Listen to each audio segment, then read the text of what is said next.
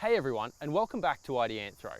Now, if you're someone who's responsible for managing or maintaining bioretention systems or wetlands or that sort of thing, eventually you're going to need to go out to a site where you're not quite sure what it is. Maybe the plans weren't very good, or maybe you didn't have any plans in the first place, and you've got to go out to the site. You think there's something there, but you got to figure out what it is.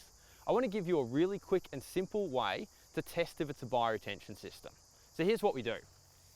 We find the outlet pit of the system. So in this case, this is a really big system, so it's got a whopping great big pit. We find the outlet pit and we have a look down it. And we look to find the underdrains.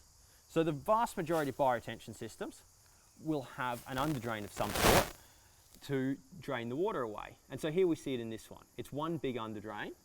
That's because this is such a big system. It's got this big pipe at the base of the system, and then there's a whole bunch of smaller pipes that connect into it. So the pit itself only has that one big pipe coming into it.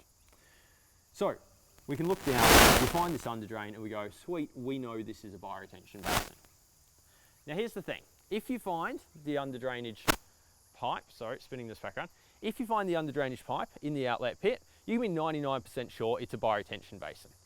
If you don't find that, if you either don't find the pit or don't find the underdrainage pipe, it could still be bioretention. There are other ways to configure it. They're a lot less common, certainly in Queensland, but there are other ways to configure the system. So if you either don't have a pit or don't have the pipe, don't completely write it off as not being bioretention. This is more a way that if you do find that, you can be confident that it is. Cool, and that's as simple as it is. Thanks for tuning in to this episode of Ideanthro.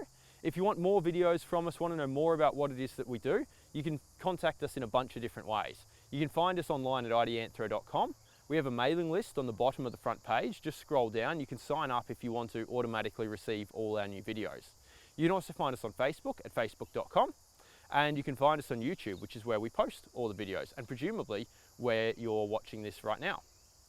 One last thing. If there's something that you would like us to address in a video, a question that you've got, definitely send us an email. You can find our contact details online, send us a Facebook message, that sort of thing. Get in contact, tell us what it is you'd like to know. If we can do a video about it, we will. If we don't know about it, we'll try and find someone who does, and we'll rope them in, stick them on camera with us. That's making it sound terrible. I'm not selling this for the poor person I'm going to do this to, right? No, but we'll find someone who knows about it. We'll bring them on for a chat, and we'll endeavour to answer your question for you. Okay, that's it for now. Thanks for tuning in, and until next time, have a great time. See ya.